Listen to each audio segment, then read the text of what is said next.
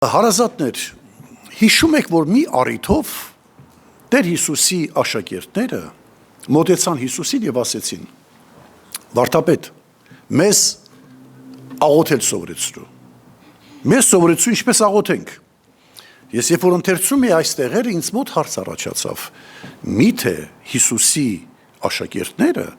աղոթել չգիտեին։ Միթե չգիտեին։ Մասնավորապես որ նրանք հրեաներ էին, հետևաբար դեռ 8 օրեկանից թլպատությամբ գծված էին Տիրոջ վրա, նրանք աղոթքի վառ օրինակներ ունեին իրենց ծնողներին, ավելին տարին մոտ 3 անգամ ներկայանում էին Աստծո տուն դեպի տաճար եւ վառ օրինակներ ունեին, թե ինչպես են աղոթում քաղաքներում, փողոցներում փարիսեցիները, դպիրները, ավելին անգամ սադուկեցիները, քահանաները, այսինքն ամեն առումներով նրանք աղոթել գիտեին։ Անգամ նրանք կարող էին դաս տալ, սովորեցնել ոմանց, թե ինչ է աղոթքը, ուղղակի աղոթքի սահմանումը տալ, թե ինչ է նշանակում աղոթել։ Բայց այդ ինչ էր կատարվել նրանց հետ, որ հանկարծ իրենց զգացին բոբիկ եւ դատարկ, եւ եկան Հիսուսի մոտ եւ ասեցին. մեզ աղոթ անել սովորեցրու, ինչպես աղոթել։ Գիտեք ինձ մոտ ինչպեսի տպավորություն է։ Ինձ մոտ այն տպավորություն է, որ սա նման է այն պահին, երբ որ Տեր Հիսուսը մեկնեց առակները Մատթեոս ավետարանում եւ ասեց, որ երկնքի արքայությունը նման է մի վաճառական մարդու, որ մարգարիտներ էր վաճառում, հավաքում վաճառում, վաճառական էր։ Հետևաբար նա ուներ լավագույն մարգարիտները։ Լավ մարգարիտներ էր հավաքում, հնարավորինս վաճառելու թանկ գնով, էժան գնելով, թանկ վաճառելով։ Եվ նա մարգարիտներից շատ լավ գլուխ էր հանում, ինքը մասնագետ էր։ Բայց եթե խոսցնեիր նրան, նա կասեր իմ մարգարիտները ամենալավագույնն են, եւ գուցե նա հավատում էր, որ ամենալավագույնը իր մարգարիտներն էր։ Սա տևեց այնքան ժամանակ, մինչև որ ինքը հանդիպեց պատվական մարգարիտի։ Եվ երբ որ նա սկսեց բաղդատել, համեմատել իր ունեցածը այդ պատվականի հետ, հասկացավ, որ իր ունեցածը այդ պատվականի առջև արժեզրկվում է։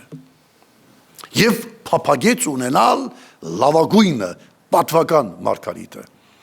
Այդպես էլ Հիսուսի աշակերտները ունեին աղոթքի կյանք, գիտեն ինչ է աղոթքը, եւ իրենց մասին մեծ կարծիք ունեին, մինչեւ այդ պահը, երբ որ հանդիպեցին Հիսուսին, եւ տեսան, թե ինչպես է նա աղոթում, եւ երբ որ բաղդատեցին իրենց աղոթքը Հիսուսի աղոթքի հետ,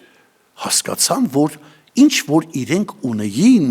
աղոթքի մասին, այդ սահմանում, այդ պատկերացումը, ինչ որ սովորել են իրենց հայրերից, վերջապես կրոնավոր մարդկանցից, այդ ամենը արժեզրկվում է եւ պատվականը այն է, թե ինչպես էր Տեր Հիսուս աղոթում։ Դարձյալ հարց է առաջանում. տեսնես Հիսուսը այդ ինչպես էր աղոթում, որ նրանց սրտերը շարժվեց եւ կամեցան Հիսուս իրեն սովորեցնի։ Գուցե Տեր Հիսուսը շատ բարձր էր աղոթում։ Այսօր կան հավատացյալներ, որոնք այնպես են աղմկում, գուցե նրանց անունը դրվի որոտման որդի, իրականում գուցե Հիսուսը որ դրել էր որոտման որդի են եղբայրներին, առաքյալներին, գուցե այդպեսի բարձրաձայն էին խոսում եւ աղոթում, իրենց բնորոշ անուններ էր։ Ոմանք ասում են պետք է բարձր աղոթել, շատ բարձր։ Բարի, բայց չեմ կարծում, որ դա էր, որ գրավեց նրանց։ Ոմանք ասում են չի կարելի բարձր աղոթել, պետք է ցածր, դու եւ Աստված։ Փառք Տիրոջը, խնդիր չէ։ Ոմանք թող այդպես աղոթեն, բայց միթե դա էր, որ գրավեց, չեմ կարծում։ Գուցե կանգնած էր աղոթում, գուցե պառկած էր աղոթում, գուցե նստած էր աղոթում։ Մենք մեր ժամանակներում, արդի ժամանակներում հավատացյալներս ունենք այդ վիճաբանությունը, երբեմն ուզում ենք ասել, թե որ տարբերակն է Աստվածահաճո աղոթքի տարբերակը։ Գուցե բոլորն էլ լավն են։ Գուցե բոլորն էլ ընդունելի են, բայց չեմ կարծում, որ դա էր, որ գրավեց նրանց ուշադրությունը։ Ես ուղղակի մեջ այսպես եմ մտածում։ Չէ, երբ որ Տեր Հիսուսը աղոթում էր, երբ որ նա սկսում էր աղոթել, այդ ժամանակ երկինքը դառնում էր իրական։ Անմերձենալի, անհասանելի երկինքը, որ մարդը միայն կարող է երևակայել դեպի երկինք նայել եւ մեծ պատկերացում կազմել աստղերից անդի դեպի այն վերևները, բարձուկները, դեպի երրորդ երկինք, այնտեղ նստած է Աստված, անհասանելի Աստված։ Ես այստեղից աղոթում եմ, միթե նա կլսի, բայց երբ որ Հիսուս աղոթում էր, երկինքը իջնում էր երկրի վրա։ Անմերձենալին դառնում էր ակնբախ տեսանելի, հայտնի, հիշում եք Այլակերպության լեռան վրա, երբ որ Տեր Հիսուս աղոթում էր, Հայրը, այն պատվական մարգարեները, երկինքը իջել էր եւ աշակերտները շփոթված էին։ Տեր Հիսուս, իրոք քո աղոթելիուց, երբ որ դու աղոթում ես, իրականում երկինքը դառնում է իրական երկրի վրա։ Աստված կարծես սկսում է մեզ իր փառքով ներկայանալ։ Ես կարծում եմ, որ սա իրականություն էր։ Ուրեմն համոզված եմ, որ մեր ժամանակներում, եթե Հիսուսը մեզ հետ լիներ, փողոցով քայլեր, աղոթեր եւ վերջապես ծառայեր, մեր ժամանակներում նմանապես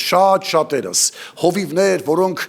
քարոզում են, սովորեցնում են, թե ինչ է աղոթքը, տալիս են աղոթքի սահմանումը, մեծ ուսուցիչներ, չգիտեմ, շատ ծառայողներ կաճապարեին, կվազեին դեպի Հիսուսը, կասեին. Հիսուս, այսօր էլ կասեին, ես կվազեի, կասեի. Տեր Հիսուս, ինձ սովորեցրու աղոթել։ Ինչպես պետք է աղոթել։ Ինչպես պետք է աղոթել։ Հարազատներ, Սաղմոս 32-ում մեզ կարծես մի գեղեցիկ օրինակ է բերվում, մենք գիտենք, որ սաղմոսները դրանք երգ են, բայց դրանք աղոթք են ուղղված Աստծուն, երգի միջոցով։ Ես ուզում եմ հարց տալ ինձ, ես երբ որ աղոթում եմ Աստծուն, ես հավատում եմ, որ նա կա, հավատում եմ։ Ես հավատում եմ, որ ականջներ ստեղծողը անշուշտ ականջ ունի, իհարկե, այլապես ինչու եմ աղոթում, որ նա չի լսելու։ Ես հավատում եմ, որ երբ որ ես իմ սիրտն եմ բացում նրա առջև, երբ որ ես իմ հոգսերն եմ բերում, իմ խնդրանքները, երբ որ ես կոտրվում եմ, իմ սիրտը թափում եմ Աստծո առջև ջրերի պես, ես հավատում եմ, որ նա տեսնում է, աչքեր ստեղծող աչքեր ունի, նա տեսնում է եւ լսում է ինձ, եւ իմ ակնկալիքը այս ամենը անելու միայն մի բան է, որ նա տեսնի, որ նա լսի եւ ամենակարևորը, որ նա ինձ պատասխանի։ Եթե նա չպիտի պատասխանի, իմաստը ո՞րն է իմ աղոթելու։ Աղոթելու իմաստը ո՞րն է, եթե նա չի պատասխանելու։ Եթե ես վստահ լինեմ, որ նա չի պատասխանելու, կյանքում չեմ աղոթի։ Բայց մենք աղոթում ենք, որտեղ ակնկալում ենք, սպասում ենք, գիտենք, որ նա լսում է եւ պատասխանում է։ Ամեն։ Ուրեմն աղոթքը դա մոնոլոգ չի, այսինքն մենախոսություն չի աղոթքը։ Աղոթքը դա դիալոգ է, այսինքն երկխոսություն է։ Եթե ես աղոթում եմ, հարց առաջանում իմ մոտ, ինքը երբ է պատասխանելու։ Տրամաբանական հարց է։ Ես իմ հոգսով աղոթում եմ, եւ եթե ինձ հարցնեն, եթե մեզ հարցնեն, այսօր, հիմա եւ այս պահին, մենք այդ ենք ուզում։ Չէ, ընդհանրապես աղոթողներս այդպես ենք ուզում։ Բայց համենայն դեպս, երբ որ ես աղոթում եմ, ես ակնկալում եմ, որ պատասխանը պետք է անշուշտ ստանամ։ Եվ 32 Սաղմոսում, եթե դուք ուշադրություն եք դարձել, գիտեք ինչ է կատարվում։ Այնտեղ Դավիթը ինքը սկսում է խոսել, երգել, որտեղ դա զրույց է Աստծո հետ։ Աղոթքը զրույց է Աստծո հետ։ Աղոթքը զրույց չէ մարդկանց հետ։ Փարիսեցիները կեղծել էին նպատակը, ուղղվածությունը շեղել էին։ Աղոթքը դեպի Տիրոջն է ուղղված։ Երբ որ ասում ենք աղոթք, հասկանում ենք ես խոսում եմ, զրուցում եմ Աստծո հետ, ոչ թե մարդկանց հետ։ Բայց փարիսեցիները աղոթքի նպատակը օգտագործում էին, որպեսզի մարդկանց Երևան, մարդիկ տեսնեն, մարդկանց հետ էին խոսում իրենց աղոթքների միջոցով, ցույց տալով, թե որքան կարևոր պատվական մարդիկ են իրենք։ Դամար Հիսուսն ասում էր, կեղծավորներ եք, ամեն բան կեղծում եք դուք։ Երկոքի մտան տաճար աղոթելու։ Մեկը փարիսեցի էր, մյուսը մաքսավոր։ Մաքսավորը խոնարհված խփում էր կրծքին ձեռքով եւ ասում էր. ես մեղավոր մարդ եմ, ների ինձ, ես մեղավոր մարդ եմ։ Ինքը ուղիղ Աստծո հետ էր խոսում։ Աստծուն էր ասում, ես մեղավոր եմ։ Նպատակը դա խոսում էր Տիրոջ հետ։ Իսկ այս փարիսեցին երբ որ տեսավ մաքսավորին, սկզբում գուցե աղոթում էր, գրված է երկուսն էլ աղոթում էին։ Հետո դարձավ ասես փառք ես Տեր Աստված, որ ես ոմանց պես չեմ։ Ուղղվածությունը գնաց այլ կերպ։ Այլ կողմ։ Երբ որ մենք աղոթքի ենք կանգնում, մենք մեզ պիտի համեմատենք, մեր օրինակ ունենանք էտալոնը Աստծուն։ Եվ ոչ թե մարդկանց։ Փարիսեցիները վերցնում էին մարդկանց։ Երբեմն հավատացյալներ կան ասում են, այ մարդ, ես ահագին փրկված մարդ եմ։ Եթե ինձ համեմատեմ հարևան Սեդայի հետ, Սեդայի վիճակը ինչ է, այս ամասա ինչ հավատացյալ է, որ չէ իրար համեմատ ես կարգին հավատացյալ եմ, եւ մխիթարվում են։ Կամ ես ավելի լավ հավատացյալ եմ, քան ասենք Անդրանիկը։ Ինչու՞, որովհետեւ իրան նայում եմ, այ մարդ, ես կարգին տղա եմ։ Այն դից հավատ չունի, այդքան տկար է, ներողություն, իհարկե օրինակ է սա։ Երբ որ ես ինձ բաղդատում եմ մարդու հետ, ես գուցե շատ լավ հավատացյալ լինեմ, բայց մեր նպատակը իրար հետ համեմատվելը չի։ Աղոթքի ժամանակ ես եմ եւ Աստված։ Եթե համեմատվել կա, միայն նրա հետ։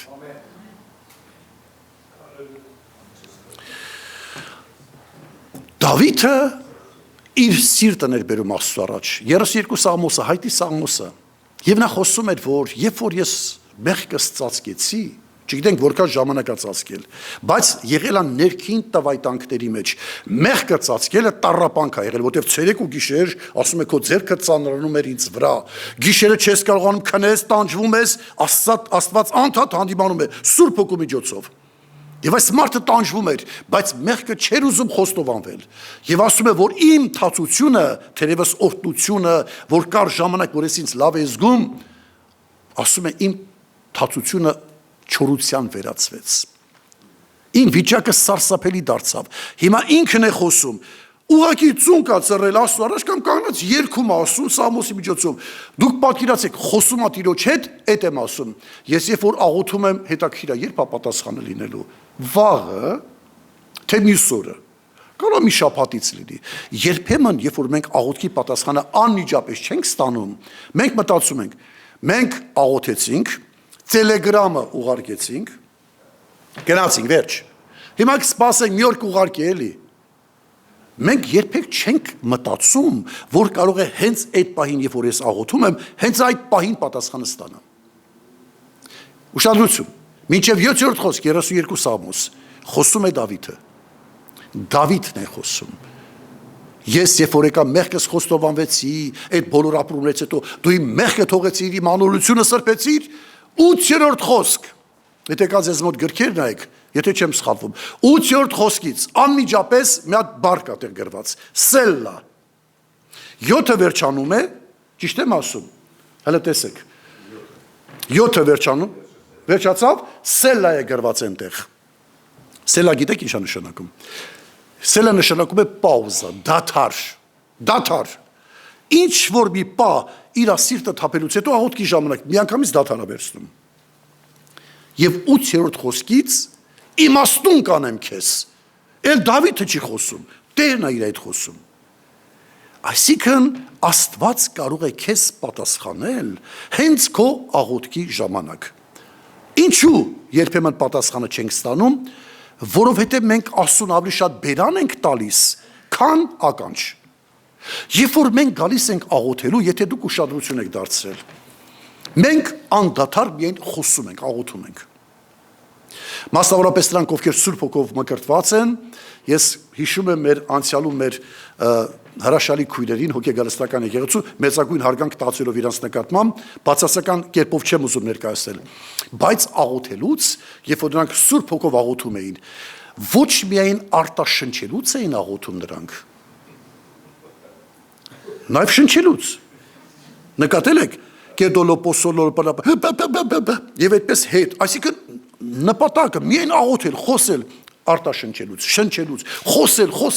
խոսել, եւ ինչքան շատ խոսել կարծես, այնքան շուտ պատասխանը կստանանք կամ աստվածահաճո կլինենք։ Չէ, լավ է աղոթելը, բայց արդյոք սելլան պետք է թե ոչ։ Մեր աղոթների ժամանակ երբեմն պետք է դադար վերցնենք, մի պահ սպասենք, աղոթեցի մի պահ դադար վերցնեմ, գուցե Տերը բան ունի ինձ ասելու։ Գիտեք, մենք երբեմն նման ենք երեխաների, կան տներում այդպեսի փոքրիկ չարաճճի երեխաներ, անդադ վազում են, այն դրանց էներգիան այդ ինչքան շատ է։ Են էներջայզերակ բաներ, մարդկոցները կա են ակումուլյատորներ, այ մարդ չես կարում դրան բռնես։ Իմ մանավանդ թորս, տղա թոր ունեմ, 4 աղջիկ մի տղա, դրան բռնելը գրեթե անհնար է։ Այս պատից թռում եմ պատ, այն անկողից եմ, այ բալիկ ջան, չեմ հասցնում դրան, բայց երբ որ քնած ա լինում, քնած ժամանակ ուրիշ է, գրկում եմ, կրսկիս սեղմում, պաչպչում եմ, էլ չի հակառակվում, նեն ժամանակ մի հատ գրկում եմ, թռնում վազում անորից։ Մենք նման ենք այդպիսի երեխաների, չի իրականում նման ենք, մենք նման ենք թեյնիկի, որ ինքը անդադ եռում է։ Մենք գալիս ենք ժողովի, կարծես մեր պարտքը կատարելու, իշպիտան ենք աղոթենք, սկսեցինք աղոթել, գնաց, խոսում ենք, բայց հետաքրքիր է, արդյոք Աստված կամենում է մեզ այդ պահին խոսի, բա որ հանկարծ մենք մտածենք, ասենք, Աստված ուզում էր խոսել, մենք թույլ չտվեցինք։ Չէ, հնարավոր է այդպիսի բան լինի։ Ասենք այնքան ենք խոսում, կարծես դա մեր պարտականությունը, ինչքան կարող ենք բարձր, արագ, լեզուներով, փարտալով Տիրոջը հրաշալի է, բայց մտածել եք երբևիցե, որ կարող Աստված այդ պահին խոսի, ուզում է խոսի, բալիկս մի րոպե, աղջիկս մի րոպե, լսեցի, հիմա տղա, սպասի, բան ունեմ ասելու, չէ, մենք խոսում ենք, եռում ենք, որտեվ անգամ աղոթելուց էլ եկեք խոստովանվենք, միշտ չէ որ մենք կենտրոնացած ենք Աստծո վրա, երբեմն մտքով թռել ենք, գնացել ենք, քաղաքից քաղաք, մայր ցամաքից մայր ցամաք, օվկիանոսների վրայով, արդեն աստղեր, երկինք, տիեզերք, մեկ էլ հանկարծ բռնում ենք, տեսնում ենք, մենք ինչ-որ տեղ ենք գնացել, որ աղոթքի հետ կապ չունի դա, հետո նորից միտք հավաքում, հետ են գալիս, եւ եթե մեծ հաշով հարցնեն կամ անկեղծ լինենք, մեր ժողովների ժամանակ քանի րոպե ենք մենք կենտրոնանում Աստծո վրա, աղոթելու ժամանակ անգամ։ Մենք այդպիսին ենք։ Տեր Հիսուսն ասեց իր լսարանին, նրանք ովքեր եկել էին, հազարներ, նայեց նրանց եւ ասեց. ով որ ականջ ունի լսելու, թող լսի։ Ես կնեղանայի, էլի օրինակ համար կասեի, բայց միթե տպավորությունն այնպեսին է, որ ականջները մեր տան ենք թողել։ Բոլորը էլ ականջներով եկել են։ Ինչ որ մեկին տեսար, որ ականջները չի բերել, ինչի նկատի ուներ Հիսուս ասելով, ով որ ականջ ունի լսելու, թող լսի։ Ուշադրություն դարձել եք, մենք երբ որ գիշեր, Աստված այդպես է ստեղծել, երբ որ մենք գիշերը կամ ինչ որ ժամանակ քնում ենք, եթե ստացվում է մեր մոտ, մեր աչքերը փակ են քնում։ Նորմալ է փակ քնելը, մարդիկ շատ վտանգավոր սարսափելի կերպով են քնում, աչքերները բաց, կիսաբաց կամ։ Բայց նորմալը Աստված այնպես է ստեղծել, որ քնելուց մեր աչքերը փակվում է։ Դա նորմալ է։ Կամ քնելուց այնպես է ստեղծել, որ մեր բերանը փակում են, եթե ստացվում է իհարկե ոմանց մոտ։ Բայց բերանը փակվում է, նորմալ է դա։ Բայց երբեք քնելուց Աստված այնպես չի ստեղծել մեզ, որ քնելուց այս ականջները գա փակվի ու մենք քնենք։ Կարծես այնպես է մեզ ստեղծել, որ ցերեկ ու գիշեր մեր ականջները պիտի բաց լինի։ Այդպես Աստված մեզ ստեղծել։ Հոբի գրքում 33-րդ գլխում մի հատ էսպիսի համար կա, համարներ ավելի ճիշտ։ Տեսեք ինչ է ասում Հոբը, 33-րդ գլուխ 14 խոսք։ Սակայն մեկ անգամ կխոսի Աստված։ Եվ մյուս անգամ, այսինքն մեկ-երկու անգամ խոսում է Տերը։ Բայց մարդս ուշադրություն չի անում։ Երկու տարբերակ կա։ Կա մարդը արհամարում է, ասում է չեմ ուզում լսել։ Չէ, չեմ կարծում այս տարբերակն է։ Ավելի շուտ անուշադիր է։ Ուշադրություն չի անում։ Փաստորեն հնարավոր է Աստված խոսի այստեղ մեկիդ հետ, դու ոչ թե միտումնավոր, ասում ես չեմ ուզում լսեմ քեզ, այլ ուղղակի անուշադիր ես լինում։ Բաց ես թողում պահը, ուրեմն հնարավոր է այդպիսի բան։ Մեկը կարող ասի հնարավոր չէ, եթե Աստված խոսում է, դու անպայման պիտի լսես։ Տարբերակ է, այո, բայց այստեղ ասում է, խոսում է, ուշադիր չի անում մարդը, ուշադրություն չի անում։ Շանակությունը։ Երազում Աստված ուրիշ տարբերակ է կիրառում վերջի խոսելու համար։ Երազում գիշերի տեսիլքում մարդկանց վրա խորքուն ընկնելիս, անկողնի վրա քնելիս, այն ժամանակ նա բանում է մարդկանց ականջը եւ նրանց խրատելով կնքում է, որ մարդից հեռացնե վատ գործից եւ ամբարտավությունը ծածկե մարդից, որ ետ պահի նրա հոգին կորուստից եւ նրա կյանքը սրով անցնելուց։ Ուրեմն Աստված բան ունի Արարատին ասելու։ Ես ուշադրություն չեմ դարձնում, ես սելլա չեմ վերցնում, ես չեմ ուզում լսել, ավելի ճիշտ անդադ խոսում եմ, խանգարում եմ, ինքն ուզում է խոսի, ես չեմ ուզում լսել, չի ստացվում, ոչ միտումնավոր, անփույթ եմ ինձ պահում, ականջս բաց չեմ անում, սելա չեմ տալիս, խոսում եմ, եւ հետո վեր եմ կենում գնում։ Օրինակ, ինձ համար շատ վատ կլինի, շատ կամ մեր Սարո եղբոր համար, երբ որ Սարո եղբայրը ինձ հետ խոսի, ես արհամարական պատտվեմ, այն կողմ նայեմ, ուշադրություն չդարձնեմ, կբարկանա։ Ինձ հետ եթե մեկը տենց վարվի, ես մեկ անգամ խոսեմ, երկու անգամ կասեմ, այս մարդը ինձ արհամարում է։ Այս մարդը լավ չի պահում իրեն։ Ես էլ որևէ մեկ անգամ իր հետ չեմ խոսի։ Բայց Աստված այդպես չէ։ Ասում է ուշադրություն չես դարձնում, էլ չի ասում, ես բարկացած եմ քո վրա, փորձեցի մի քանի անգամ խոսել, դու չլսեցիր, այսուհետև քեզ հետ չեմ խոսելու, այդպես չի անում։ Իմ պատմության նման, երբ որ այդ չարաճճի երեխան քնում է, գիշերը, վերջապես, բալիկս քնեց, քնած ժամանակ, ասում է նա գալիս է, այդ նույն անձին, որի ցերեկը խոսելա չի լսում, գալիս է ականջը բացում է, այդ բացած ականջին էլ է պետք բացել,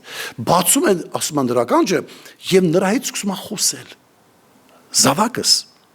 գիտես, որ առջևում քեզ վտանգ է սպառում, սուր է սպառում, մեծ փորձություն է սպառում, եւ Աստված գալիս եւ խոսում է, եւ որքան հրաշալի է, որ մեր Աստված ամեն միջոցները կիրառում է մեզ հետ խոսելու եւ մեզ հասցնելու իր պատգամները։ Երբևէ եղել է, որ Աստված ձեզ հետ երազով կամ գիշերը գա խոսի։ Ինձ մոտ շատ չի եղել, բայց եղել է։ Եվ շատ տպավորիչ, եւ շատ ցնցող է եղել։ Տեր Հիսուսը դա գրված է Հովհաննես ավետարան 12:28-ում, կանգնած լսարանը բազմահազարանոց ժողովուրդ։ Տեր Հիսուսը կանգնեց, գլուխը բարձրացրեց դեպի երկինք, եւ գիտեք ինչ ասեց. Հայր, փառավորիր քո անունը։ Մարդիկ նայեցին Հիսուսին ու երկինք նայեցին, տպավորությունից ինչ է կատարվում։ Այսինքն ինչ պիտի լինի հիմա որ ասեց։ Մեկ էլ երկնքից մի հատ ձայն. Փառավորեցի եւ դարձյալ կփառավորեմ։ Հարց. Ինչ լեզվով հայրը երկնքից խոսեց։ Ինչ կարծիք եք։ Լսարանը հрьяաներ էին, ճիշտ է թե չէ։ Դրանք հрьяաներ էին։ Գուցե ճապոներեն խոսեց Աստված։ Գուցե հрьяաների հետ հայերեն խոսեց։ Ինչ է կարծում, ինչ լեզվով խոսեց հрьяաների հետ։ Հա? Պարչի որ իրաց լեզվով։ Այդ մենք ենք իրար հետ ճապոներեն խոսում, չիներեն խոսում, ժամերով խոսում իրար չենք հասկանում, վերջում մի 3 ժամ հետո ասում դու այդ էիր ուզում ասել, ասում եմ տանաշել 3 ժամ հետ էի ուզում ասել։ Հա, չի հասկանում դու ինչ էր ուզում ասել։ Մենք խնդիր ունենք խոսելու։ Մենք պրոբլեմ ունենք խոսելու եւ լսելու։ Աստված գիտի հստակ խոսել իր ժողովրդի հետ, իր ծառաների հետ, հստակ հասկանալի լեզվով։ Հիմա գնանք առաջ։ Եթե Աստված խոսեց հստակ հрьяաների լեզվով եբրայերեն, դրանից տրամաբանորեն ես ուզում եմ հետեւյալը, եզրակացության հանգնել, որ Հիսուսի ժամանակ լսարանը 3 մասից էր բաղկացած։ Եթե բաժանենք 3 մաս, եւ չի փոխվել բոլոր դարերի մեջ, այսօր էլ այս լսարանն էլ 3 մասից է բաղկացած։ Դա մեր օրինակն է։ Ինչու՞, որովհետեւ առաջին մասը բարձրաձայնեց, ոմանք բարձրաձայնեցին, ասեցին, «Էս կայծակ էր, որոտմունք էր»։ Չէ՞, այդպես արձագանքեցին։ Չասեցին խոսեց, չասեցին ասեց փառավորեցի, փառավոր կանեմ, այդ մարդիկ անկեղծությամբ ասեցին, էլի իրանց հասկացածով, ասին էս կայծակ էր։ Եթե իրականում երկինքը փակված լիներ, մթագնաց լիներ, տրամաբանությունը մոտ կլիներ, որ իրականում գուցե շատերն ասեն, այո, դա կայծակ է, բայց երկրորդ կատեգորիան, գիտեք ինչ ասեց։ Ասին սա խոսք էր։ Սա խոսք էր, հրեշտակ խոսեց։ Սրանք ավելի մոտ էին ճշմարտությանը։ Խոսք էր, սա կայծակ չէր։ Լսեք, երբեմն քարոզիչները այստեղից քարոզում են։ Լսողը ինչ է լսում։ Մեկը կասի, արա եղբայր նեղացնում ես, մենք հայ ենք, հայերեն ենք խոսում, հայերեն։ Դու գիտեք ինչ պրոբլեմ հայերեն հասկանալը։ Աստծո խոսքը այստեղից հնչում է։ Հարց, ինչ ես լսում։ Օրինակ մի անգամ համերգ էր հոգևոր, եղբայր քույրերը այդքան չարչարվում էին, կազմակերպել էին, ամիսներ, հոգեգալստական մեր եկեղեցում, Սարո եղբայր բանի գործարանի մոտ զիմնի սատ կար ձմեռային, դրա սրահում, այդ խորը, վերջապես մի հրաշալի բան էին կազմակերպել, հետո ժողովից հետո, քայլում ենք մեր առջևից մի երկու տիկիր են գնում, բայց մերոնցի շեն եկել են, հյուր են եկել, են մեկին ասում է, բայց հետաքրքիր համերգ էր, ասում է, լավ համերգ էր, սենց հետևից քայլում եմ ասում, հələ նայ է, այդքան չարչարվել ենք, այդքան ամիսներ շարունակ սրանց համար, վերջում էս է տպավորվել, որ դա համերգ է, միայն համերգ, ինչ են լսել սրանք, մի մասի համար դա որոտմունք է համերգ է, մի մասն ասում է, ինչ-որ բան ասեց, եղբայր ինչ լավ ժողով էր այսօր, որ մենք գնացել ենք, հա, լավ, ինչ քարոզիչ, ինչ քարոզ տվեց, հրաշալի, չես պատկերացնում ինչ լավ ժողով էր,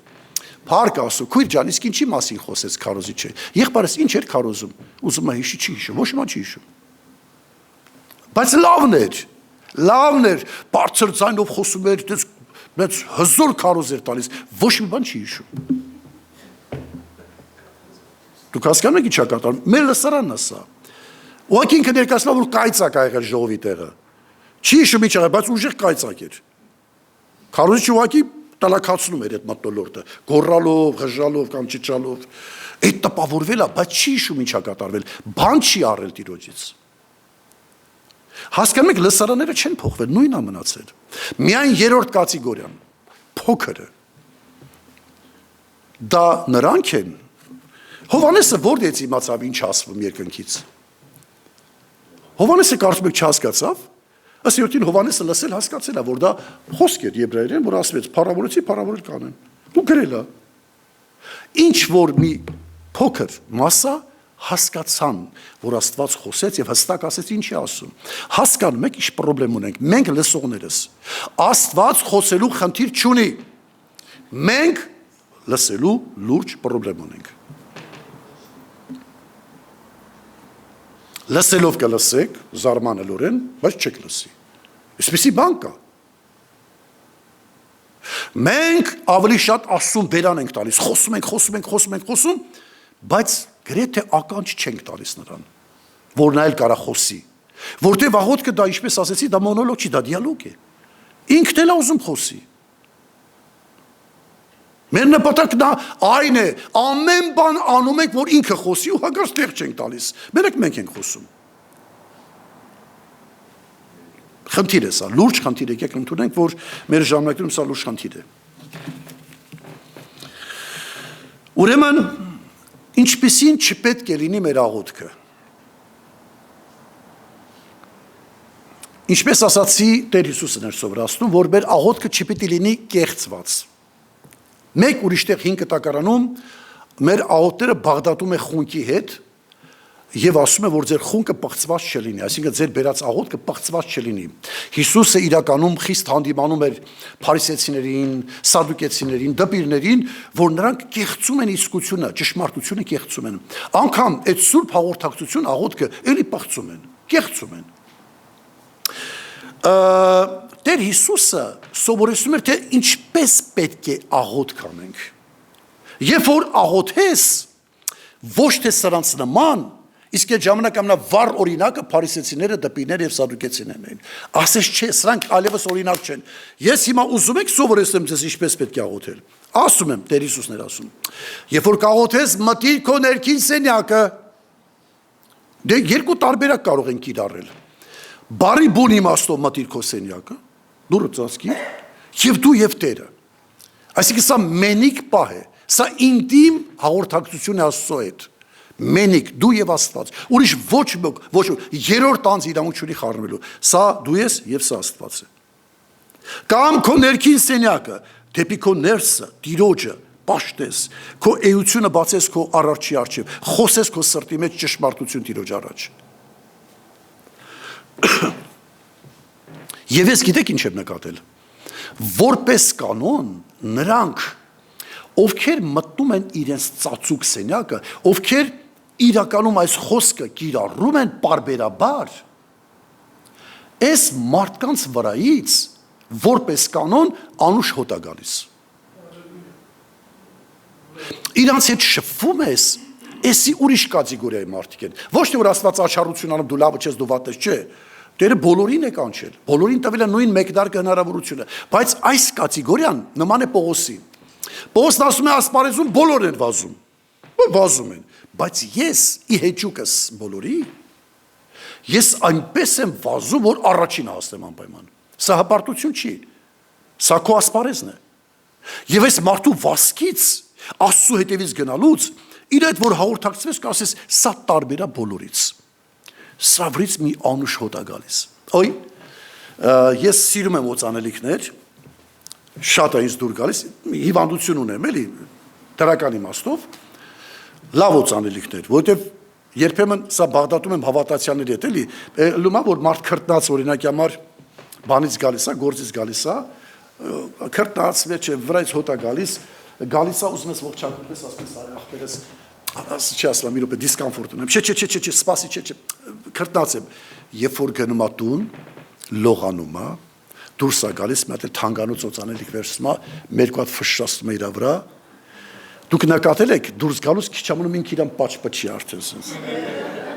չէ բայց իրականում դուք նկատել եք որ քայլվածքը փոխվում ա լուրջ բան եմ ասում կարտակի ուշադրություն դարձեք նրանք ովքեր սիրում են այդպես բան օգտագործել դուք իրականում նկատում եք երբ որ ձեր օծանելիքը լավն է իրականում լավն է ապա անգամ քայլելուց ձեր տրամադրությունն էլ է բարձրանում նկատել եք ասեք փողոցով գնում ես ասեք տղա է գալիս իմ առջևից ես գալիս անցում է ես իր հետից հետագծով գնում եմ մեկ էլ այդ հոտը իր այդ հետագծի օծանելիքի հոտը խփում քթիս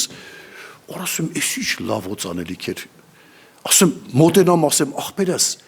ինչ հա դրա անունը, գնամ առնեմ, էլի, ամոթա բայց, կանայք էլ կվկայեն, որ կա երբեմն տենց անցնում ես, քո կողքից գնում, բայց որպես կանոն հետևից այդ օծանելիքը հետագից է թողնում, հոտը երկար դեռ գնում ես, քթի թխում է, նկատել եք, այդպիսի հավատացյալներ կան, օրինակ, որ հայտնվում է ինչ-որ մի հատ միջավայրում այդ հավատացյալը, անծանոթ միջավայրը, առաջին անգամ իրար տեսնում են, հայտնվում է, զրուցում է, խոսում է իրանց հետ, հետո երբ որ գնում է, հետևից, իր հետևից, ասում են, իսով էր, զարմացած, հիացած, աղբերներ, այս մարդն ով էր, ինչ հետաքրքիր տղա էր, ինչ հետաքրքիր կին էր, ինչ հետաքրքիր բաներ էր խոսում, սա ուրիշ է, հոտը թողել է հետևից։ Կան նաև ուրիշ հավատացյալներ։ Երբ որ գնում են, մարդը տնկում ասում են, էսով էր, էսով էր, էսով էր ես։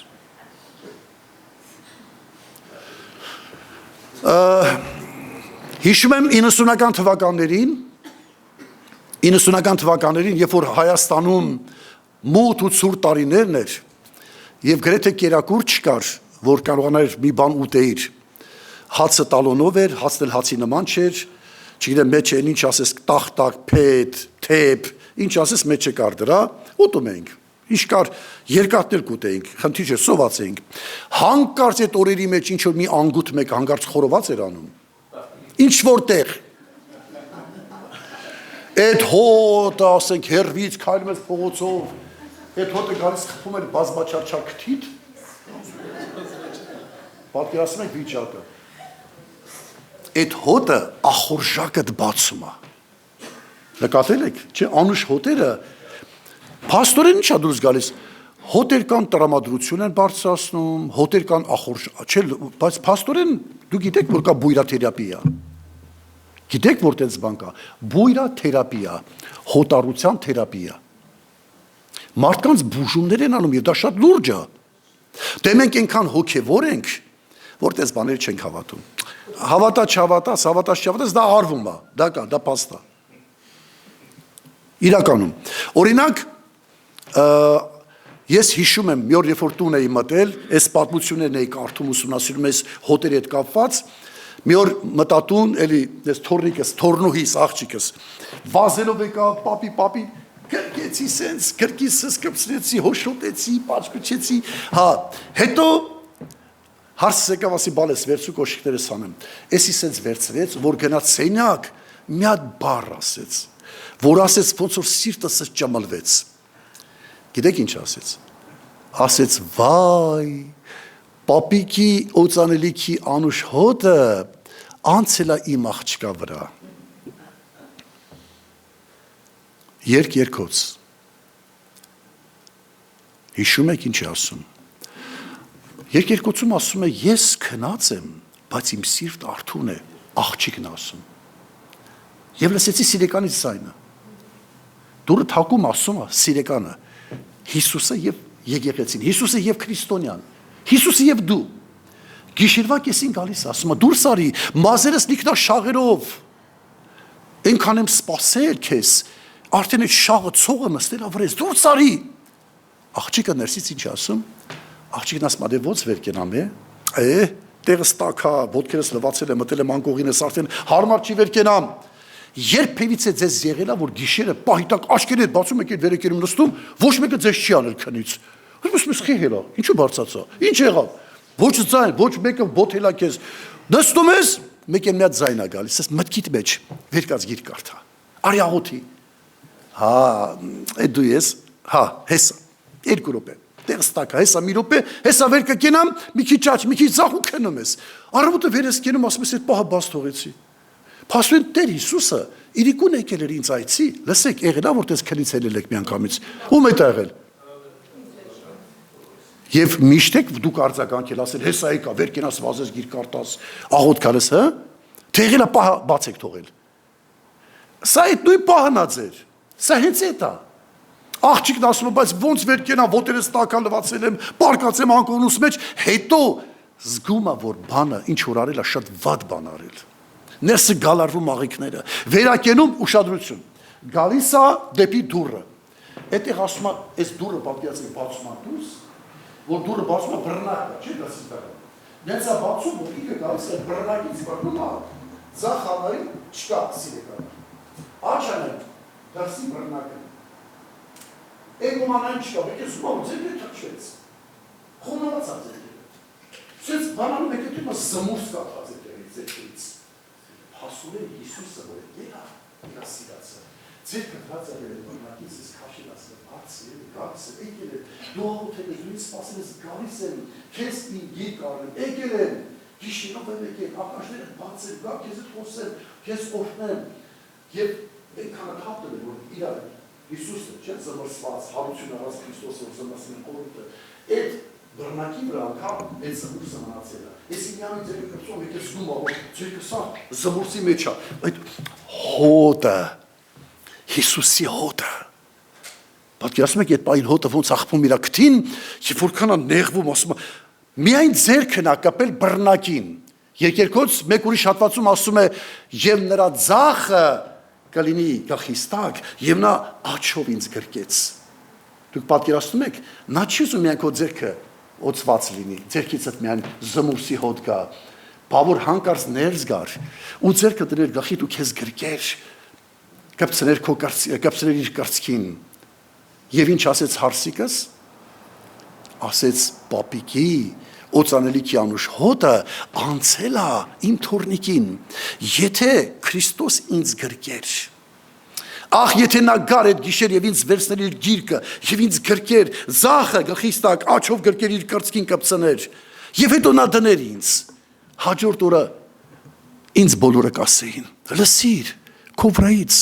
Հիսուսի հոտն է գալիս։ Պողոս առաքյալն ասում է, դուք Քրիստոսի անուշ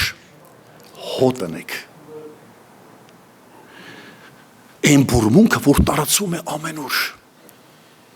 Երբեք չի գա այդ հոտը քո վրայից, եթե դու նրա գրկի մեջ չհայտնվես։ Եթե դու ծածուկում նրա հետ չունենաս քո մենիկ հաղորդակցությունը, դրա համար եմ ասում, նրանք ովքեր ունեն իրենց ծածուկը, նրանք հաղորդակցություն ունեն Քրիստոսի հետ, նրանք պարբերաբար նրա գրկի մեջ են, և այդ հոտը օծանելիքի, Քրիստոսի հոտը, անպայման նրա վրայից պիտի գա, անհնարին է։ Ես օծանելիքի գովազդ չեմ անում, իսկ եթե անում եմ, ապա Քրիստոս օծանելիքի գովազդ եմ անում։ Դուք Քրիստոսի անուշ հոտն եք։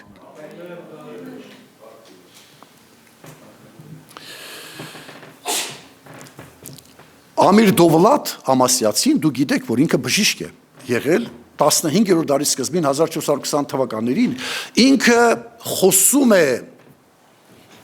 բույրաթերապիայի մասին։ Օրինակ, ձեզ համար պատահական է թվում, որ Սաբայի թագուհին գիտեր Սողոմոնի նախասիրությունները։ Շատերը շատ բաներ էին բերում Սողոմոնին հանդիպելու, բայց սա բերում էր բուրմունքները։ Սողոմոնը բոլոր իր սրահներում ուներ անուշահոտ բուրմունքներ, միշտ ասենք վառվում էր այդ հոտերը։ Սողոմոնը ուր որ քայլում էր իր պալատների մեջ, ամենուր անուշահոտ բուրմունք էր, ուղղակի տարածված ամբողջ պալատը, ավելին ես ձեզ ասեմ, իր կանայք միտեղ տալիս է մոտորապես 1000, այդ բոլոր կանայք ամեն մեկը քայլող օծանելիք էր։ Դուք ընթերցել եք Եստեր թագուհու պատմությունը։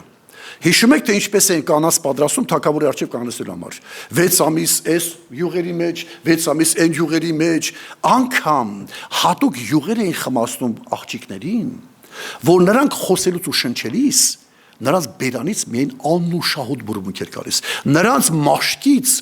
նրանք քայլող օծանելիքներ էին։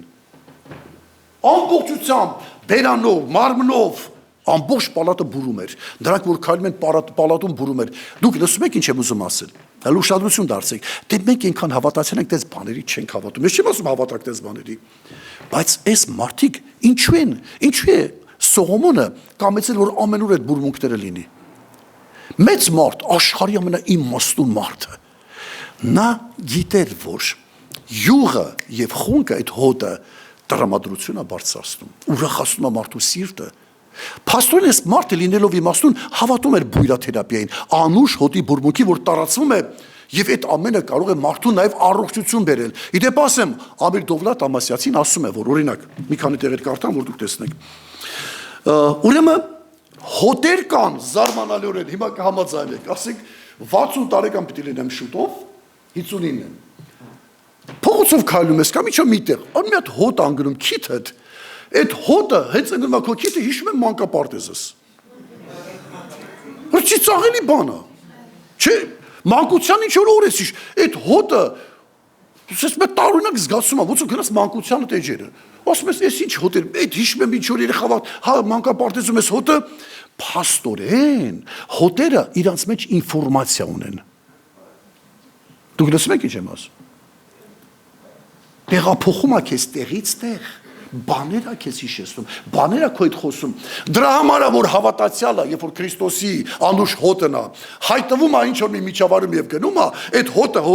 հետագիծը թողնում է, դրա համար են ասում, ախպերես ով էր։ Այս ինչ պատմություն է, սուր այդ հոտի մասին խոսել։ Ինչ որ բան մնում է իրանց մեջ։ Այդ բուրմունքը հոգեվոր տարածում է իրանց մեջ։ Եվ կպնում է իրանց Քրիստոսի անուշ հոտը։ Ուրեմն հիշողություն հիշեցնում է ինչ-որ բան, բարձրացնում է տրամադրություն, այո, օծանելիքները տրամադրություն են բարձրացնում, սա նորություն չի, ամբողջ աշխարհը գիտի։ Թարմություն է բերում անգամ օրգանիզմին, ֆիզիկական օրգանիզմին, թարմություն է բերում, ախորժակ է բարձրացնում, սոված ժամանակ մի անուշ հոտ է լինում, ախորժակը բարձրանում է, ցավեր է հեռացնում որոշակի, ապաքինում է անգամ վերքերը, բարձրացնում է իմունիտետը, դիմադրողականությունը մարդու օրգանիզմի, հոտեր կան, որ շնչելուց ինքը քո այդ դիմադրողականությունը բարձրացնում է իմունիտետը։ Օգնում է շնչառական օրգանները բացելու, հոտեր կան, որ հատուկ պիտի շնչես, իրանք բացում են շնչառական օրգանները։ Անգամ զարմանալիորեն աղիքային ինֆեկցիաների դեմ անգամ կան հատուկ հոտեր, որ պիտի շնչես, որպեսզի քո աղիքների մեջ իրանց խնդիրը գործողությունը կատարեն։ Իդեպ ասեմ, գուցե մի քիչ ճոխ է ներկայացրած սրանք, բան չունեմ ասելու, բայց եկեք ընդունենք, որ փաստ է սրանք կան, եւ այսօր կա հզոր բույրաթերապիա, այդ միջոցներով մարդկանց բուժում են, եւ դա իրականություն է։ Ինչ եմ ասում։ Ուրեմն բերում եմ ձեզ մի հետաքրքիր փաստի առաջ կանեսել մի պատմություն, որով կեզրափակեմ։ Այս պատմությունը շատ կարևոր է։ Ինձ մոտ հարց է առաջանում, օրինակ, որտեղից է խնկարկության, դե խունկը աղոթքի խորհուրդն է, չէ՞։ 5 տակարանում քահանաները խնկարկում են, որը խորհրդապատկերում է աղոթքը։ Տեր Հիսուս անձամբ չի խնկարկել։ Բայց մենք հայտնության թղթում տեսնում ենք, որ այդ խնկարկության մասին խոսքը դեռ գնում է։ Մենք հասկանում ենք, որ սա աղոթքի մասին է խոսքը։ Խունկը պղծել նշանակում է աղոթքը պղծել։ Սենց բառեր, որ մենք հասկանում ենք։ Բայց ինձ մոտ հարց է առաջանում, խնկի գաղափարը որտեղից է վերցված, կամ խունկը ինչպիսին պիտի լինի, կամ առաջինը որտեղ է կիրառվել։ Հիմա ես ձեզ տեսեք ուր եմ տանում։ Առաջի անգամ Աստված է ասել իր ժողովրդին, որ պետք է իր պաշտամունքի մեջ կիրառվի խնկարկությունը, եւ այն էլ ինքն է ասել, թե այդ խունկը ինչ բաղադրություն պիտի ունենա։ Ամեն բան կարևոր է, ամեն դետալ, ամեն չափ։ Դա գրված է, հետագայում դուք կկարդաք, տեղը չեմ կարդա, ուղղակի դուք պատմությունները բան կանեք։ Ելից 30 գլխում, 34-ից 38-րդ խոսքերում գիտեք ինչ է ասում։ Ասում է, որ եթե դու ուզում ես ունենալ իմ առջև խնկարկության ինչ որ չափ, խունկը բերելու, ապա եթե ուզում ես 1 կիլոգրամ խունկ ստանաս, 1 կիլոգրամ, ինչպես պետք է անես։ Պիտի վերցնես ստաշխն, եղունգն, քաղբան եւ կնդրուկը, 4 բաղադրություններ։ Թերևս այս ստաշխն, քաղբան եւ կնդրուկը սրանք ծառերից եղած այդ յուղերն են, որ դուրս են գալիս, խեժերը, ծառերից դուրս եկած խեժերն են։ Իդեպ ասեմ, այս ծառերը, այս 3 տեսակի ծառերը, մարդիկ մեր արդի ժամանակներում փորձում են այգիներում տնկել, բազմացնել, չի ստացվում։ Ինչն է հետաքրքիր, որ սա միայն հատուկ համապատասխան տեղերում, Պաղեստին, արաբական թերակղզի, Իսրայելի որոշ հատվածներում, սարերում, լեռներում համապատասխան մթնոլորտում միայն այդտեղ են դրանք աճում։ Սա չես կարա բերես քո այգում տնկես, չի լինում։ Սա էլ շատ հետաքրքիր է։ Ուրեմն, երբ որ սրանք պիտի հավաքես, ասում է Տիրոջ խոսքը, սրանք պիտի լինի մաքուր տարբերակը։ Մաքուրը ո՞րն է։ Օրինակի համար խեժը ստանալ համար 2 տարբերակ կա։ Մարդկային միջամտություն, ծառը կտրում ես, ճղում ես, տակը բանես դնում, որ դու կեսարյան ես անում ծառին։ Բնական չի սա։ Միջամտություն ես անում։ Որպեսզի ստանաս խեժը, սա այն չի։ Ասում պետք է բնածինը, բնականը, ինքնաբուխը։ Ժամանակին ամենամաքուրը իրա խորանում օգտագործելու համար։ Հասկանում եք ինչա կատարվում։ Զորով աղոթքը, ձևական աղոթքը, արեստացին աղոթքը, ինչ որ գալիս է բնականը, մաքուրն է ուզում Տերը։ Հիմա սա այդ հավաքում էին, բերում էին, բայց այս եղունգն բառը, որ գրված է եղունգն, ուղղակի եղունգ է նշանակում, գիտեք, եղունգ բառից է վերցած։ Բայց ոչ թե մարդկային եղունգ, այլ այս կեղևը եղունգ է, չէ՞ սա։ Ինքը իրենից, որ իրան այրում ես, ահավոր սարսափ կեղտոտ հոտ է գալիս, շատ վատ, տհաճ հոտ է գալիս։ Ասում են, որ կարմիր ծովում հատուկ խեցիներ կային, ռակի, կռաբի նման որ կան։ Իրանց պատյանը վերցնում են, քերում էին, մանրասում մշրում եւ դրա համար եղունգ էր կոչում, դրան եղունգ էին ասում։ Հասկացաք, հենց հայրենում այդպես է թարգմանված եղունգն։ 4 տարբերակները, այս 4 բաղադրությունները։ Ուզում ես 1 կիլոգրամ ունենաս խունկ, որ բերես Տիրոջ առջև ծխես, 1 կիլոգրամ։ Ինչ պիտի անես, գրված է։ Ամեն մեկից հավասարաչափ պիտի վերցնես։ Այսինքն, եթե 1 կիլոգրամ խունկ, ապա 250 գրամ վերցնում ես եղունգն, 250 գրամ ստաշխն, քաղման 250, կնդրուկը 250։ Միայն հավասար։ Ասում բերելու համար հավասար, բայց Տերը չի բացատրում, թե ինչու այս չափը պիտի հավասար լինի։ Եթե ասում է, ուրեմն այդ ուզում Տերը։ Լսում եք։ Հիմա զարմանալի բան կարդացի, որը գրված էր համացանցում, Մոսկվայում, ինչ որ մի քիմիական լաբորատորիայի ուրեմն աշխատակիցներ, պաշտոնավոր աշխատակիցներ, գուցե դրանց մեջ հավատացյալ ա եղել, ենթադրում եմ, գրված չէր։ Սրանք ընթերցելով այդ հատվածները մտածում են, ասում են, բայց ինչու հենց տենց հավասար բաղադրություններ պիտի լիներ սա։ Երբեմն մարդիկ Աստված ներգործում է, որ իրանք մեզ օգնեն հավատացյալներից։ Աշխարհիկներին կարա շարժի, ինֆորմացիաները մեզ տա։ Այս մարդկանց սիրտը շարժում է։ Մարդիկ կարդում են, ասում են, բայց ինչու հենց 250, իսկ իրենք ունեն բոլոր հնարավորությունները լաբորատորիան ուներ հասկանալու համար, այս բաղադրությունները վառել, այրել, խաշել, չգիտեմ, ինչ ուզես անել, միայն հասկանալ եւ ունեն բոլոր ապարատուրաները, որպեսզի հասկանան, թե ինչու այդքան։ Հետաքրքրում է նրանց գործուղում են իրենց աշխատակիցներին դեպի Երուսաղեմի տարածքներ, արաբական թերակղզի եւ հնարավորինս ամենամաքրուները հավաքում են այս տարբերակներից, այս խունկի տարբերակներից եւ բերում են։ Իսկ Տիրոջ խոսքը ասում էր. դու խունկը քեզ համար պիտի չծխես։ Տիրոջ առաջ միայն դա է ընդունելին, այսինքն խորանում պիտի լիներ այն ժամանակ։ Տանես քո տունը քեզ համար, ասում էր այդպիսի մարդը պիտի մեռնի։ Ամեն բան Տիրոջ առաջ, Տիրոջ թույլտվությամբ, առանձին իրավունք չունես դանելու, այն ժամանակ տենց էր։ Հիմա գնում են, հասնում են, բերում են լաբորատորիա եւ սկսում են այս ամենը ուսումնասիրել։ Ուրեմն ինչն է զարմանալին, որ ամեն մեկը առանձին, երբ որ իրանք այրում են, սկսում են փորձել, հասկանում են, որ ամեն մեկը վառելուց, այդ հոտոտելուց, վերջապես փորձարկումները կատարելուց, տեսնում որ կենսաբանական, բիոլոգիական, ակտիվ ներգործություն ունի սա, մարդու օրգանիզմի վրա։ Առանձին որ շնչես, օրինակ, սենց էր, առավոտյան քահանան կամ քահանապետը մտնում էր սրբություն, սրբության սրբոց տարի մի անգամ էր, սրբություն, որ պիտի խնկարկեր, մի հատ առավոտյան զոհի ժամանակ էր խնկարկում, այդ մաքուր խունկը, մի հատ էլ երեկոյան զոհի ժամանակ էր խնկարկում։ Ընդունենք 10-15 րոպե առավոտը, 10-15 րոպե, օրինակ եմ ասում, մոտորապես, լավ, դու կես ժամ կամ 20 րոպե, հասկացաք, առավոտ մեկ էլ իրիկուն։ Ինքը որ խնկարկում էր, ինքն էլ էդի շնչում էր։ Ջուրմեք ինչ եմ ասում։ Ինքը խնկարկումը, այդ առաջինը հենց մարդ չկա իր կողքը։ Ինքն է շնչում այդ խունկի հոտը։ Շնչում են։ Դուք երևի լսած կլինեք, որ մեր հայերի մոտ այդպեսի սովորույթ կա, երբ որ գրիպը սկսում է սեզոնը գրիպի։ Ինչ են անում։ Տանը խունկ են վառում։ Չգիտեմ, այստեղ ընդունել է դա թե չէ։ Հայաստանում տենց են անում։ Բայց խունկ չէ, էլի, ես չգիտեմ ինչ եք վառում, բերում են ասում են ինչ որ տեղից խնկանման, բայց այս խունկը չի։ Ինչ որ խնկանման բան է, խեշ ինչ որ կտոները ասում են, երբ որ դու դա անում ես, Հայաստանում տենց ընդունված։ Որ դու դա վառում ես, այդ ծուխը, այդ գրիպի, այդ միկրոբներին, բացիլներին սպանում են։ Դա օգնում է, որ չհիվանդանաս։ Չգիտեմ, որքանով է դա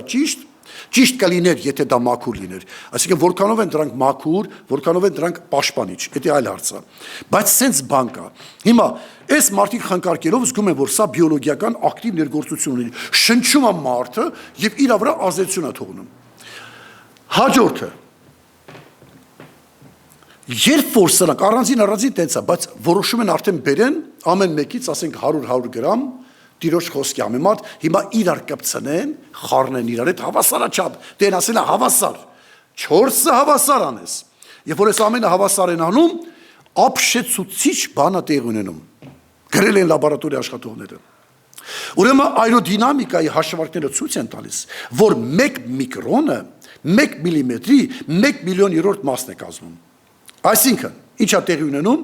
Տեղի ունենում հետևյալը, մինչև այդ թոքերն էր մտում այդ շնչածը, բայց երբ որ 4-ի համադրության դեպքում ես այրում, ինքը այնքան է մանրանում, որ արդեն արյանը մեջ է մտնում։ Տեղի ունենում ուղղակի զարմանալի, ինչ են ասում այդ, որ փչում են այդ բանը, ոնց է կոչվում, այրոզոլը, որն է, որ փչում է, չէ, սպրեյ, հենց այրոզոլը, այնքան մանր է դառնում շնչելուց այդ այրոզոլը, որ ներարկվում արդեն քո երակների, քո արյան մեջ է մտնում, եւ արյան մեջ մտնելով սկսում է քո վրա դրական ազդել, առողջությանդ վրա է սկսում ազդել։ Լսում եք ինչ է կատարում, փաստորեն իրանք ապշած էին, ասում են հələ բերեք մի հատ էլ փորձարկում անենք կենդանիների վրա, եւ վերցնում են, բերում են առաջի անգամ 10 առնետ, իրանց պերիտոնիտ աղիքային հիվանդություն է ներարկում սրանց,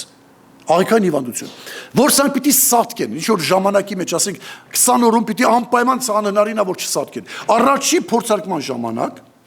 մոտորապես 4-ը մնում են կենդանի, 6-ը սատկում են, երկրորդի ժամանակ կարծեմ 5-ն է մնում կենդանի, 5-ն է սատկում, եւ սրանք ապշած են, այսինքն առանձին բոլոր առնետերը կսատկեն, եթե առանձին շնչեն միայն, բայց այս 4-ի համադրության միայն հավասար, ավելացնում են, պակասացնում են, այդ էֆեկտը չի ստացվում։ Միայն 4-ի համադրության ժամանակ տեղի ունենում սուպեր ակտիվ այրոզոլ։ Շնչում ես ոչ միայն թոքերտ ագնում, երակիդ մեջ է մտնում եւ դա քեզ սկսում է բուժել։ Օպա, հիմա լսեք, ինչու եմ սա խոսում։ Խունկդ չփախցես։ Եթե խունկդ փախցեցիր, Որտեվ երբ որ դու աղոթում ես, քո աղոթքիդ պատասխան պիտի ստանաս։ Քո աղոթքով կամ պիտի բժշկվես, կամ չբժշկվես, կամ օրհնվես, կամ չօրհնվես։ Արդարը իր հավատքից, իր աղոթքի միջոցով պիտի ապրի, կամ մեռնի։ Երբ որ քո խունկը բացված է, էֆեկտ չկա, դեֆեկտ է սա։ Հիսուսն ասում էր, վայ ձեզ, որ դուք կեղծավոր եք։ Դպիրներ փարսես կեղծավոր եք, աղոթքը չկեղծես, երբ որ աղոթես այդպեսի բան չանես, խունկը չպղծես, ինչու՞, որտեղ դու ես շնչում էդի։ Քահանան անում էր խունկը, շնչում էր։ Եթե մաքուր է խունկը, քահանան շնչելուց, նա բուժում է դա։ Նպաստում է նրա առողջությանը։ Այդ սուպեր ակտիվ այրոսոլը թափանցում է նաև իր արյան մեջ։ Ուրեմն ես շեշտը չեմ դնում սրա վրա, ես այս ամենը բերում եմ տանեմ նրան, որ երբ որ մեր խունկը մաքուր է եւ ուղիղ Տիրոջ առաջ, առանց կեղծավորության, մաքուր Տիրոջ առջև գացեք, ինչպես որ կանք մաքրությամբ Տիրոջը կանչում ենք, այդ ժամանակ տեղի ունենում սուպեր ակտիվ այրոզոլը, սկսում է գործել մեր կյանքի մեջ։ Եվ այդ ժամանակ մենք գտնում ենք մեր հարցերի պատասխանը եւ բժշկությունը։ Հիմա շատ հարցեր կա, մենք աղոթում ենք, չի լինում, աղոթում եք չեք առնում, ինչու չեք առնում, որովհետև չարը, բախված է ձեր, վերխունքը որը գաժեք շում, հաստորեն, Տեր Հիսուսը սովորեցնում էր ինչպես պետք է աղոթել, մաքուր աղոթ, չեմ ասում սուրբ ես, Դավիթն ասում էր մեղքս որոշել էի ծածկել, բայց գուցե Տիրոջ տուն էր գնում, գուցե, բայց մեղքը չէր խոստովանվում, ասում է ցերեկ ու գիշեր ձերքը ծանրացա, մեկ ուրիշ Սաղմոսում ասում է, որ իմ մարմին ամբողջովին խփվեց ուռուցքներով, երիկամուտներս բորբոքվել էին, ներքուներ ոսկորները փշրվում էին, մեղքի պատճառով, կան բաներ, կան հիվանդություն, ես ուզում եմ ճիշտ հասկացել, կան հիվանդություններ, որոնք մեղքի պատճառով են։ Գուցե մեկ այլ կարծիք է, որ բոլորն են տենց, ես չեմ համարձակում տենց բան ասել։ Կան հիվանդություններ, որոնք մեղքի պատճառով են։ Եվ հիմա Դավիթն ասում է, սա մեղքից պատճառով էր, իմ մեղքի առաջ է, ամեն ժամանակ։ Բայց երբ որ խոստովանվեցի, երբ որ մեղքս բերեցի, այսինքն վերջապես այդ մարդը եկավ սիրտը բացեց Տիրոջ առջև, եւ Տիրոջ երբնական միջամտություն եղավ նրա կյանքի մեջ։ Ժողովուրդ, ես չգիտեմ որքանով կարողացա խոսել եւ ներկայացնել աղոթքի կարեւորությունը, որտեղ ես գիտեմ, որ մեր հրաշալի Սարու եղբայրը տարիներ շարունակ ավելի գեղեցիկ կերպով ներկայացած կլիներ։ Իմ նպատակը չի ցնցող մի հատ բան ասել, որ դուք ուղղակի ասեք, ես ինչ քարոզ էր։ Բայց իրականում ժողովուրդ ջան, հասկացեք, մեր աղոթքը վատ անենք, կեղծենք, մենք ենք դա շնչելու, մենք ենք դա վայելելու։ Դրա արդյունքը մենք ենք քաշելու, որտեղ բացեցինք խունկը։ Իդեպ ասեմ, Հովսեփիոս Փլավիոսը հрьяաների խորենացին, Մովսես խորենացի պատմաբանը գրում է, ասում է, որ Տեր Հիսուսի ժամանակ, երբ որ նա երկրի վրա էր, արդեն տաճարում, երբ որ խնկարկում էին սադուկեցիների քահանաները, գիտեք, արդեն քանի բաղադրություն ուներ խունկը այդ ժամանակվա, 13 բաղադրություն։ Արդեն ինչքան էին բացել։ Մենք ինչքան բաղադրություն ենք խառնել հետը, մենք ինչեր ենք խառնել այդ աղոթների հետ։ Աստված թող մեզ ողորմություն անի, Տերը թող մեզ ների, համենայն դեպս թող այսօրվա պատգամը խթան հանդիսանա մեր ապագա կյանքի համար, մեր մտածելակերպի համար, մեր ապաշխարության համար, ամեն անգամ երբ որ աղոթքի կանենք, այսուհետև հիշենք, որ չպետք է կեղծեմ, ես ուզում եմ մաքուր լինի իմ աղոթքը, ես ուզում եմ որպեսզի իմ խնկարկությունը լինի մաքուր, Տիրոջ առջև հաճելի, ես չեմ ուզում կեղծավորների բաժնի մեջ լինեմ, ես ուզում եմ Տիրոջից պատասխան ստանամ, եղավ ժողովուրդ ջան, օրհնում եմ ձեզ Տեր Հիսուսյանով, կանգնենք ոտքի